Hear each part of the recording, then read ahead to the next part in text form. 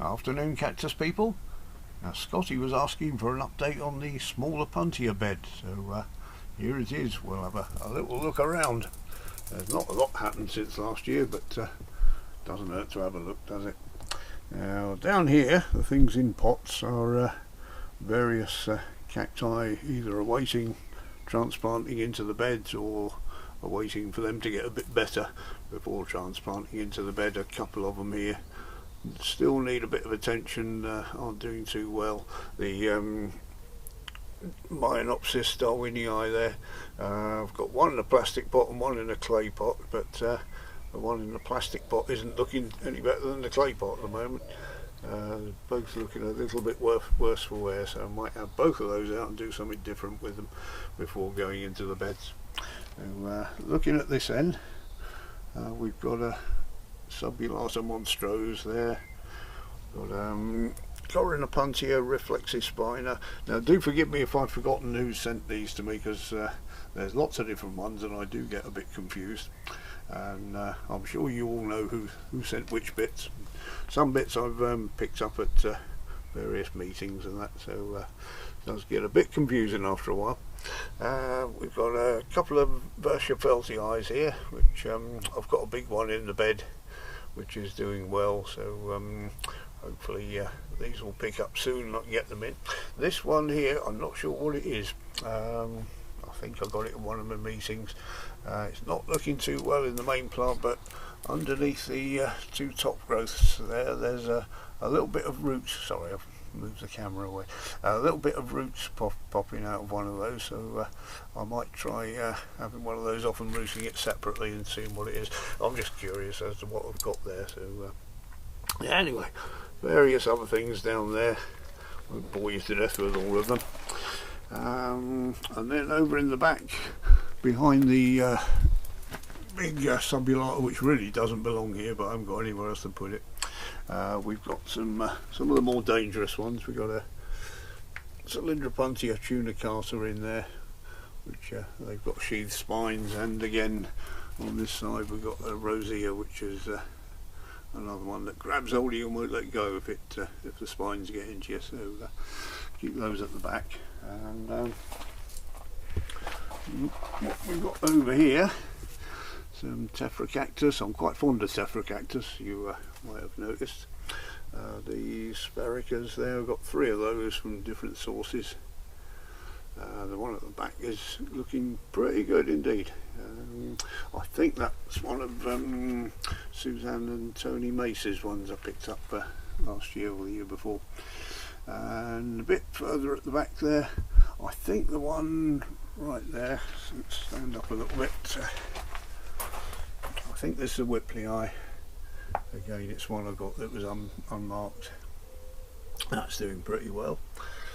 And the Hystrix, which is proving to be rather popular. People often contact me about the Hystrix. Not sure why. I've never seen it flower, so maybe I'm missing out on something there. So, but it is certainly a sought after cactus there, for no apparent reason whatsoever. This one I think is lovely. It's Small Opuntia. Hang on, I can't even say it right. I've got to look at the label. Small Opuntia Miquelii, that was it. Couldn't get it right there. This is a genus unto itself, which is a gorgeous one. Rather slow growing. Only does 1 or 2 segments a year. Pleased with that one. And coming back, we got the Salty Monkeys pointing out the Pachypus, which I've got 3 of them there. They're very slow growing. They've hardly moved since I put them in. In fact, that one hasn't moved at all. If it weren't for these little green bits here, I think it was dead. But they might pick up. There's a little bit of new growth on the top of this one. They've got gorgeous flowers when they do flower, so which these ones never have.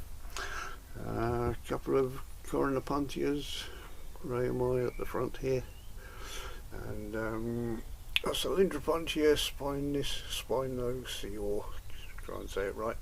That's a lovely one. They've got a few of those in pots at the back here. We're trying different compost mixes on them. And then moving over this side, we've got a little my Neopsis Camachoy here, not looking too well. I might move this one. It's looking a bit dehydrated. It has had a good water recently, but it's still not looking very happy.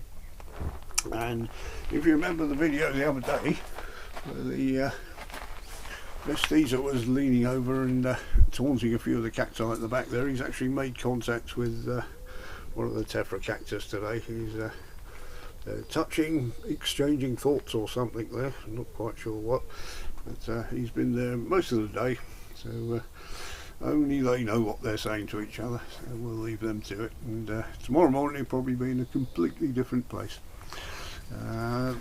Feltii at the back there, when the Vestiza was near it, it was leaning the other way. Now it's moved, it's bent over back this way, so I don't know, it must have upset him.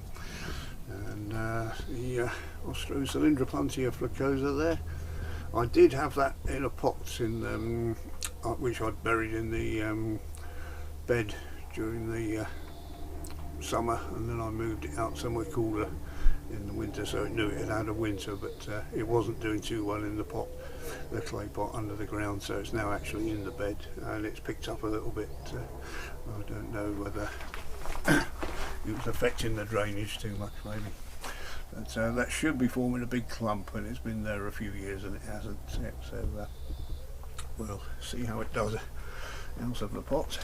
And Captain Nemo at the back here is pointing out the one I picked up. It was just labelled Tunilla. I have no idea what it is apart from that, but it's looking really healthy. It's spread right across there, and the captain's seeing if he can get a little bit off it to barbecue it later, I expect.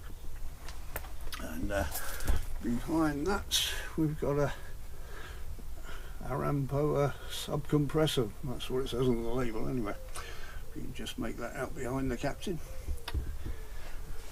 And here again, a lovely Tephra Alexandri, which there's a gorgeous specimen there. The Opuntia bulbous spider's not doing too well. We've got two plants there, I put them both together, but no growth on those this year. Next to it though, this one that was strangely marked. I'll have to look over here. I'll move the label because it was broken. That's marked up as Opuntia cylindrica minor cristata, which I'm not too sure about. Can't find much reference to that on the web. But he's looking quite healthy, and occasionally you get reversions growing off of that back to the normal one, which looks a bit like the Vestizas, but not quite so hairy. So there we go. I think we've just about covered the Small Opuntia bed there. Just checking to see if we missed anything very interesting. No, but you can always ask questions later. So there we go. Thank you very much for joining us on that one, and hope it wasn't too tedious. I'll see you in the next video.